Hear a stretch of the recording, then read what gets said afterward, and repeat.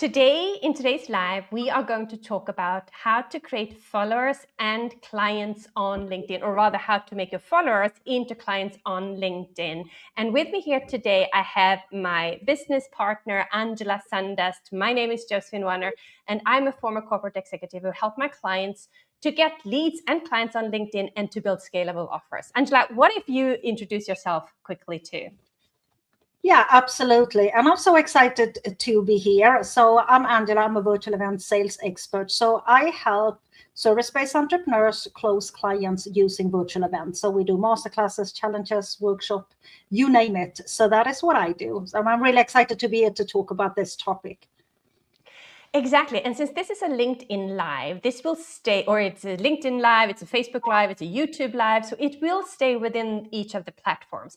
If you're watching the replay of this and any questions pop up while you're watching this, make sure you still add them in the comment, because then we can go back to them, Angela and I, we can respond to your comments afterwards.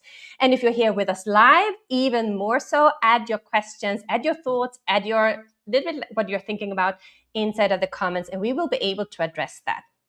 So what we are going to talk about is 3 different topics: why a large following or like chasing followers can actually hurt your reach on LinkedIn and also impact how you get clients on LinkedIn. Number 2, and I think this is one of the most, first of all, important questions to solve, but also one of the most common questions that we get is, how do I attract clients on LinkedIn organically without using Sales Navigator? And the third one is what you must have in place, or you'll lose your audience fast. But if we start with the first one, Angela, because LinkedIn is not really your preferred platform actually, but you started implementing my framework anyways. Since we're business buddies, you almost didn't have a choice. And tell us a little bit about how that looked like and how that process has been for you. Yeah, so when I started out a long time ago, Instagram was my main platform, and then I moved over to Facebook. And I would say Facebook still today is my largest platform. But then I came across you and I said to myself that I am going to grow on LinkedIn, but I didn't really do any work. And it was actually just a year ago. So 1st of April last year, that is when I said, okay, I am done playing around here. I need to take this serious and grow my LinkedIn presence. So that is when I started to follow the framework. And I'm going to be honest with everyone that is watching here, since I am spending my most time on Facebook, I did it off and on a little bit. So the result that I would have had today, if I really went all in, like I put in the energy on LinkedIn that I do on Facebook, I would have grown way more. But I started out with, I think it was 1,713 followers. And I did maybe one post every now and then, I don't know, every second week or something. And I went in and I made sure that I was there and I posted, and I copy and pasted what I posted on Facebook. So I didn't put extra effort in creating content. I used what I used on Facebook and I posted. And today I think I have 4,077 or something like that in just a year. And you can just imagine if I would have put all the effort in and actually done what I do on Facebook. And I would say the framework that works on LinkedIn, you can absolutely use it on other platforms as well. So, I mean, yeah, that is my growth. And we fill our events and we get a lot of clients from LinkedIn. So that is my journey in just a year. And I mean, we have clients who only use LinkedIn for the lead generation and client attraction too. The framework, we're not going to go into detail into the exact framework here today, but if you want to get your hands on the complete framework, I have a free masterclass or free training coming up soon, and we will make sure that we add the link so that you can register for that afterwards if that's something that would interest you. But I also think in terms of, because I was a very reluctant LinkedIn trainer. I think you nagged on me for a year and said, hey, Josephine, people want to learn from you. They want to learn what it is that you're doing on LinkedIn. And you told me that you have to teach this. And I was very reluctant. And I think the thing that I, by the way, also forgot a little bit about the last 2 years, I would say, was I had so much fun on LinkedIn, especially in the beginning. And I think that was exactly what was noticed. People saw that. And then the pressure came when I started to teach about LinkedIn, that how do I teach something that I think is fun, but everyone else feels that it's a little bit like scary, or how do you say it, like, yeah, it can be scary to be on LinkedIn, especially if you come from a corporate background or a different background altogether, or maybe have a completely different niche that you don't feel that maybe that's not professional enough for a LinkedIn. So I think the whole piece about the framework is actually to build that whole confidence, to the whole kind of like having fun on LinkedIn, embracing LinkedIn. And a part of LinkedIn is also that you don't have to post daily. You don't have to show up every single day on stories. That was one thing that really stressed me about Instagram, for example. Every time we were on holiday, it was like, oh, mom now needs to do some Insta stories to post. And you don't need to do that on LinkedIn. But if we then Can I start just with the share, four, yeah, quickly share when it comes to the fun? Because I think that is an amazing aspect, because I was one of the people that felt like LinkedIn is boring, right? Compared to how I felt on Facebook. That is why I struggled to be there. I thought that it needs to be in a certain way, it needs to look in a certain way. And that is just not me. I'm a little bit more go with the flow type of person.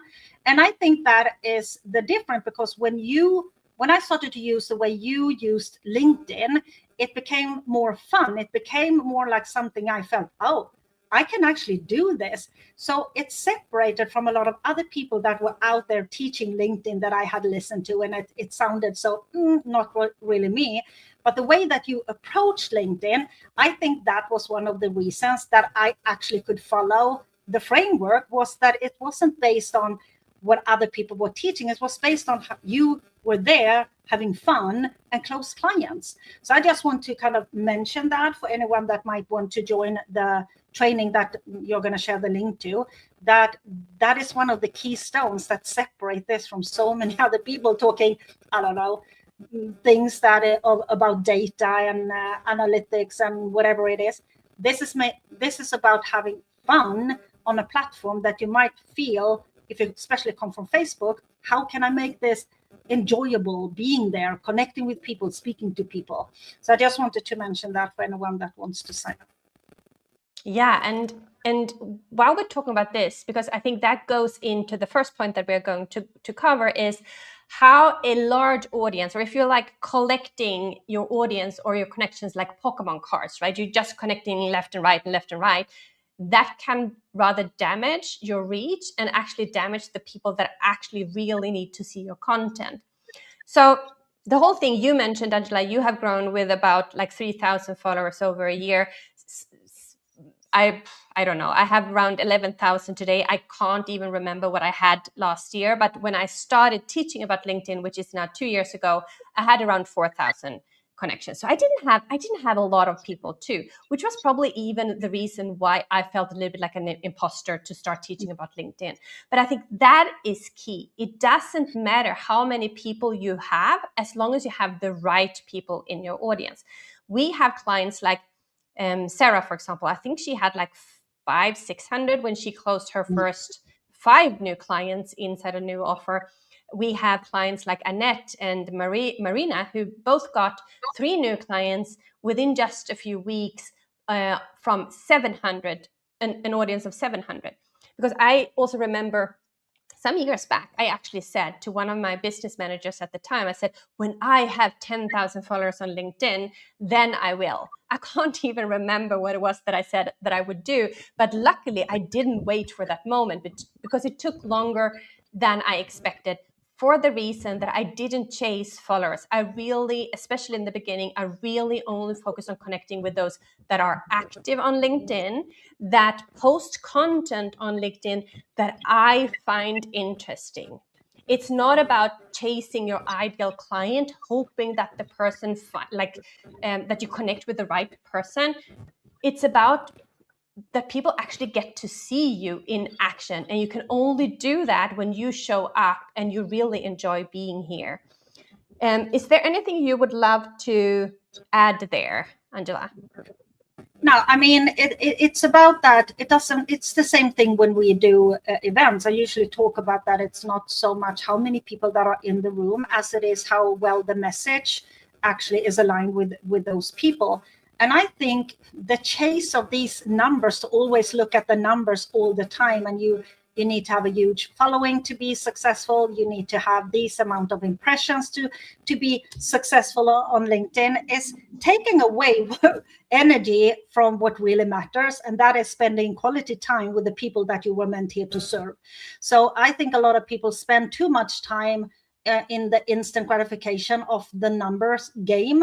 And unfortunately, a lot of people also chase that and kind of a little bit teach that, instead of the quality of that audience and also the connection and conversations that at the end is going to lead to a sale and helping more people.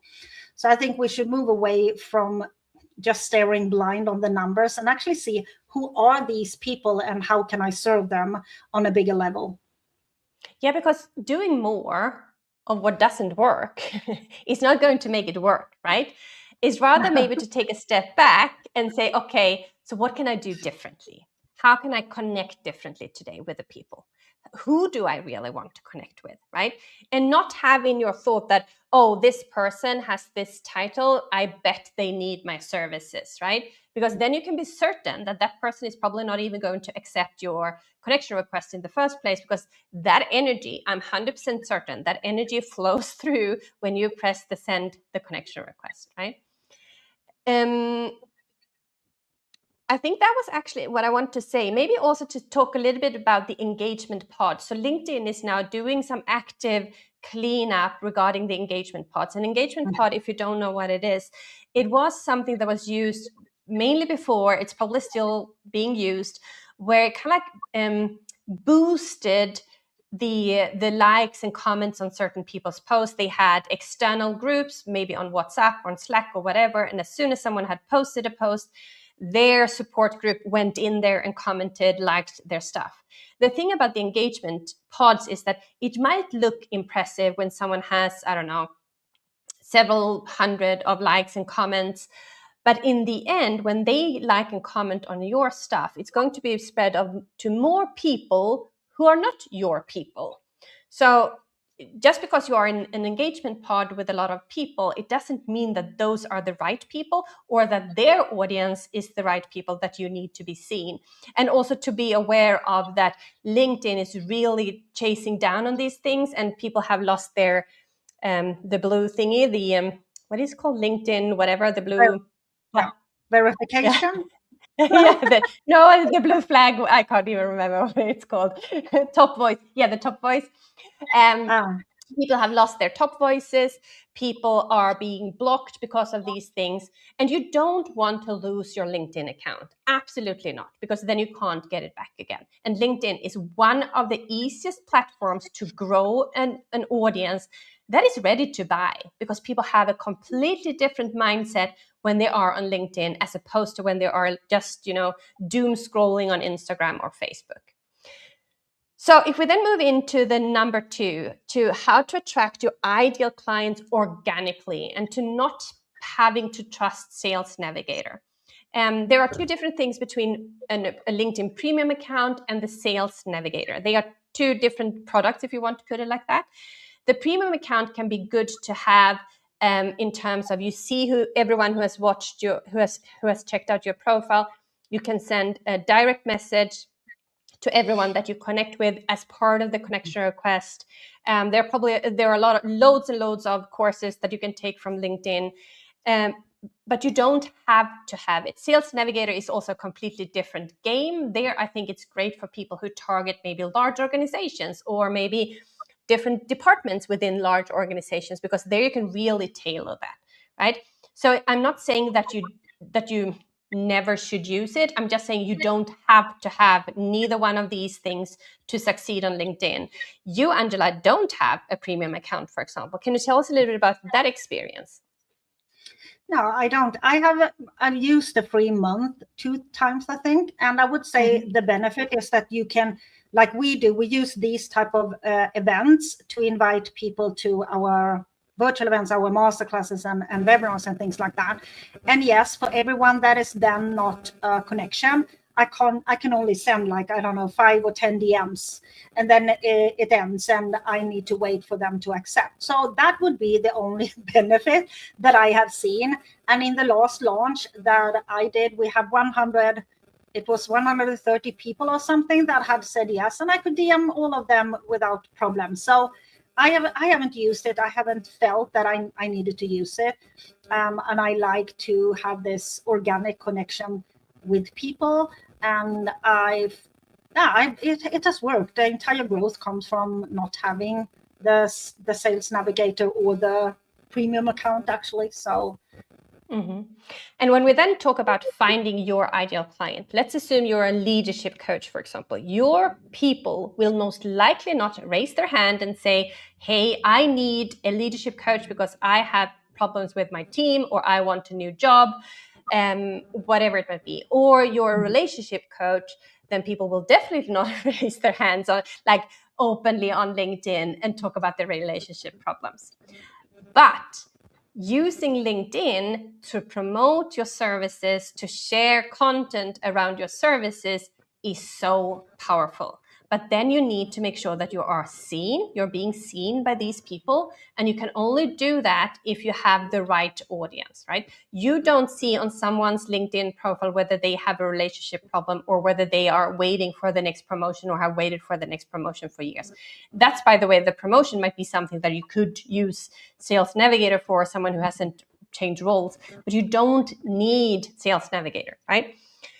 So how do we then do that? Well, first of all, we build an audience with highly engaged people that we usually talk about them like your connection list or your trailblazer list or your bookmark list, because these are people that you really connect with, both from an ideology perspective, from a little bit like a value perspective. You really like what these people are posting. My camera is moving because my cat is walking on the table, and now he's okay. Things that happen live, right? That's why we love doing these live things, because you never know what can happen when we do. Anyways, so we make sure that you build an audience of engaged people, and then that you, of course, if you have the best, fantastic, most amazing profile in the world, but no one knows who you are, that's not going to get any clients either. That's just going to sit there and collect dust. You need to be out there, right? So you need to have a real and solid sales strategy. So can you talk a little bit about that, Angela? Like the know, like, and trust that we're building, but also the little bit like quick about the sales strategy that we are teaching our clients. Yeah, so I mean, it's like you said, you can be the best in the world, but if nobody knows that you exist, they are not going to purchase anyway. And we talk a lot about this when it comes to making offers, because you might feel like nobody's buying my offers. Then you need to ask yourself, when did you make an offer to someone? Because if they don't know what you sell, they are not going to be able to purchase it. And when it comes to growing the right audience, and have the sales system, that the audience, the visibility, is a lot of people talk about creating visibility, but the visibility only going to amplify the sales system that you have in the back end. And that is for the profile as well. The profile is amazing. It should be spot on, but it doesn't stop there, because if nobody see that profile, it doesn't matter how good it is. Nobody's going to see it anyway. And you want the right people to see it. And when they see it, you want them to recognize themselves. So they feel that, oh, this person actually knows me better than I know myself. I'm going to connect with this person. So it's a combination of everything, to go out and connect with new people, engage with new people, come across new people all the time. And then a combination of actually speaking to those people in the content and the profile. One can't really live without the other, because there's a lot of people that think, oh, if only my profile is perfect, then everything is going to be fine. But that doesn't make any type of sense, because if nobody sees it, nobody's going to end up on it. And that requires other things in place. And ultimately, we want it to lead to clients. So there needs to be a sales system in the back end to turn these connection and these perfect people into clients. Otherwise, you're going to end up with huge audiences, maybe have huge engagement, making no money. And that is not what we built our business for, because if we make no money, we help nobody. And we are here to help people. So it's a combination, and a lot of people miss the other steps. So they only focus on one thing, and that is why you're going to be trapped doing posting, for an example, only posting, and you're going to end up with very exhausting, still making no money, creating no impact, or spending all your time fixing your profile, making no money, create no impact. So I think it's important to understand that it's not just one thing. Right? It doesn't need to be perfect. You don't need to do all the things, but you need to do all the things perfect, but you need to do them. They can't really live without the other. But also, if you only get one, if you get your profile right, you have at least your profile right? If you only start posting, at least you are posting, you're doing something. You can't sit around doing nothing and hopefully people, I don't know, gonna show up from the sky or whatever they think people do. So I think it's important to understand that one can't live without the other, but they don't need to be perfect. Don't need to have everything figured out. Yeah, absolutely agree. So there are certain things that you definitely should have on your profile. I have loads of YouTube videos that you can look at if you want to spice up your profile, because there are some that you should have when people land on your profile, to know that you are for them and they are for you, right? But another thing also that I was thinking about is, I totally lost the thread here, but I hope it comes back to me. But so Annika asked, do you have any paid account to do this live events? No, you don't need it for LinkedIn. Sorry, you don't need it for LinkedIn, but you do need a third-party stream application. We're using StreamYard for this, but I think you can do it from a free StreamYard account if you only stream it to one place. Yeah, we use Zoom. Yeah, you can also use Zoom, but you need to wait. I think it's like 30 minutes before you get the stream key, and then you use Zoom and custom streaming. But I like when you stream to LinkedIn, I like to use StreamYard because it's easy, or Restream or something. But you can use Zoom as well.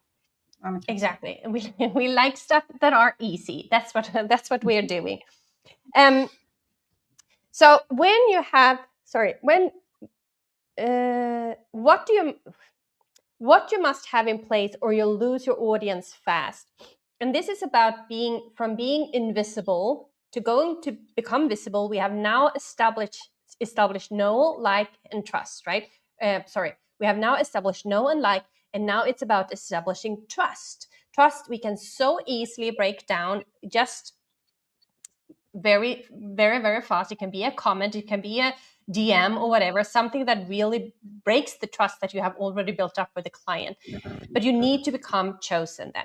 And it's not about being chosen by everyone, right?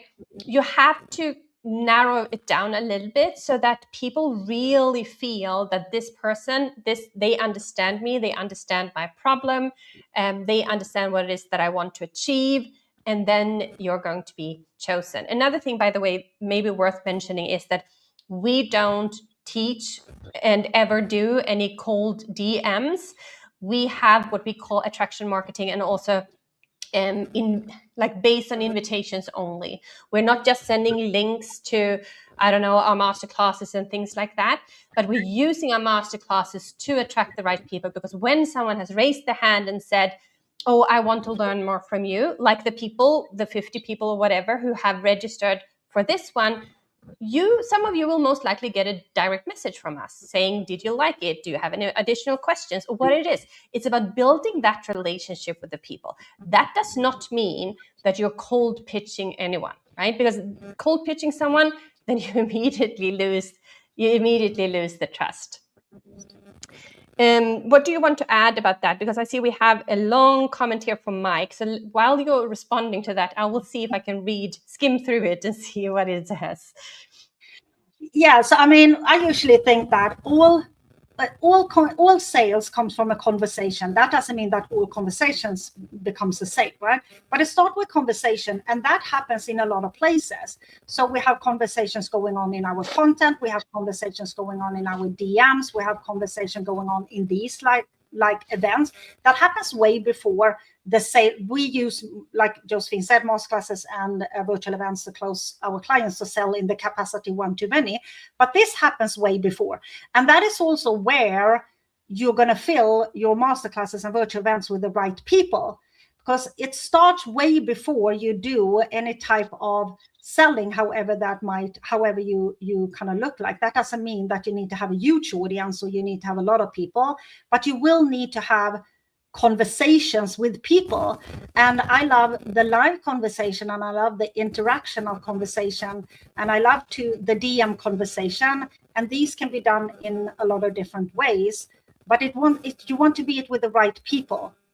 And if you kind of focus on the quantity of the people instead of the quality, you will kind of lose that somewhere along the way. Even if it's look good with a huge audience, like you have 15,000 followers or whatever, but that doesn't say anything about the quality of that audience and how well you can take them from cold to sold. So I think that is kind of worth to mention. Mm-hmm. Mike's comment was a very good one. It's more a general comment about the shift of LinkedIn, that he started as a recruiter on LinkedIn, has been on LinkedIn for over 20 years. And the past 5 years, the focus of LinkedIn has completely shifted. And I absolutely agree with that. So the people who come a lot, we have people who are dancers, who teach Pilates, who are illustrators, like different niches where you probably would have said before, let's say 10 or 15 years ago, oh, that doesn't fit on LinkedIn. But it does, because everyone who is on LinkedIn, we have 1.3 billion people who are on LinkedIn. They have a life, right? But maybe I wouldn't necessarily post pictures of my food. I wouldn't do that on Instagram either. But it's like, I think in terms of embracing LinkedIn as the possibility that it actually is, to be able to stand out in front of an audience that have a completely different open mindset, and to dare to start show up. Because also, like Mike says, and Gary Vee said that LinkedIn is today like Facebook was in 2012. Right? How many of us don't wish we had been on Facebook or active on Facebook or on Instagram professionally since back then, right? Things could have looked completely different. Things would have looked different if I had dared to post and connect with people when I was still in banking. I didn't. When I quit my corporate job, I didn't even have a profile picture. I was terrified of social media in general. It has taken a lot of steps and a lot of hard work to actually be where I am today. And if you look at me today, you wouldn't say, oh, she's totally afraid of social media, because I'm not. Because I have experienced some things that have helped me overcome that fear. Things that I don't wish anyone to have to experience. But that's for another day. So I think we should start wrapping up here. And by the way, I have some cool features. Let's start adding the banner here. And let's see if that works. Oh yeah, it does. So it's not it's not clickable, but you can add it. We will add it across the different platforms too. I should have something else here too. Check out this one, right? A QR code that you can scan. If you are on your laptop, you can scan the QR code. It will take you directly to the LinkedIn Leads training. This is where I will teach my complete framework, all the 5 steps that you can take with you, and you can start implementing them on your own. If you feel that LinkedIn feels a little bit scary, this is for you. If you feel that I'm comfortable on LinkedIn, but I can't turn my audience into paying clients, then this is for you too. If you're already getting loads of leads and clients on LinkedIn, it's not for you, right? Easy as that, right? We want you who feel that LinkedIn is the place to be, or I would love to be on LinkedIn, but I don't really know how to do it or how to turn my audience into clients. Then we would love to see you there. So it's on the 20th of May at 5 o'clock Central European time. That's 4 o'clock UK, and it's 11 a.m. Eastern Standard Time. So that was actually it from us today. Do you want to say something as a finish, Angela? Yeah, I actually would, because I can just see myself in a lot of people that might be listening. And what I felt that a lot of people, when they teach LinkedIn or any type of systems that is out there, is that they make it so complicated. It doesn't need to be complicated. It can actually be very simple when you have the right tools. And if you are done with complexity and all these complex strategy, whatever they are using, this is absolutely for you, because we thrive on simplicity. I do believe that when you simplify things, you multiply things. So come and join us. And I can promise you, I have been where you are, and Josephine as well, even if she's light years ahead of me. But I can still sometimes feel that, oh, should I post this on LinkedIn, or should I just post this on Facebook? So come and join us. It's going to be awesome, and you're going to get so much value out of it. Thank you so much for being here with us today. And as I mentioned in the beginning, if any questions pop up after you're watching this, add them in the comment below, comment section below, and we will be able to respond to it. And I would love to see you in the LinkedIn Leads training. That will be a Zoom call, by the way, so we have the opportunity to meet and see each other. Thank you so much. Bye. Bye-bye.